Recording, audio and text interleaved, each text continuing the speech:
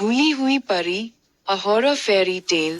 घना अंधेरा, तेज बारिश और जंगल के बीचों बीच एक पुराना खंडहर। उस खंडहर के आसपास कोई जाने की हिम्मत नहीं करता था, क्योंकि वहाँ एक भूली हुई परी रहती थी। एक ऐसी परी जो ना स्वर्ग में थी, ना धरती पर। सैकड़ों साल पहले अरावली परी जादुई लोक की सबसे सुंदर और शक्तिशाली परियों में से एक थी।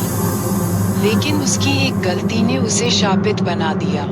उसने एक मरे हुए इंसान को जिंदा करने की कोशिश की, जो परीलोक के नियमों के खिलाफ था। जैसे ही उसने जादू किया, उसकी चमकती सफेद पोशाक काली हो गई, पंख जलकर राख बन गए और उसकी आत्मा अधूरी रह गई।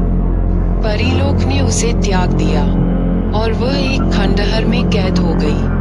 अब वह परी ना तो पूरी तरह जीवित थी, न मरी हुई। उसकी आत्मा को इंसानी जीवन ऊर्जा की जरूरत थी। जो भी उस खंडहर के पास जाता, वह गुम हो जाता।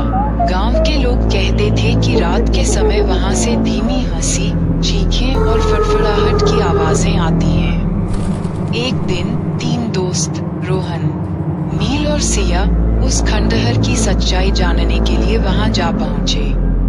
उनके पास कैमरा और टॉर्च थी, लेकिन अंदर कदम रखते ही सब कुछ बंद हो गया। हवा ठंडी हो गई और अचानक सिया की आंखों के सामने एक परछाई आई। एक खूबसूरत परछाई, जिसकी आंखें लाल थीं और चेहरा इतना मोहक था कि सिया मंत्रमुग्ध हो गई। तुम्हें क्या चाहिए? सिया ने धीमी आवाज में पूछा। तुम्हारी आत्मा, परछाई ने फुसफुसाया।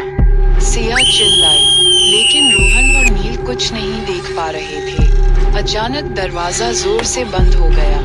खंडहर की दीवारों से अजीब अजीब आकृतियां उभरने लगी। काली परछाइयां इधर उधर सरकने लगी। रोहन और नील ने सिया को पकड़ने की कोशिश की, लेकिन उसने खुद को छुड़ा लिया और मुस्कुराने लगी, वैसी ही एक डरावनी मुस्कान जैसी उस परी की थी। सिया अब सिया नहीं रही।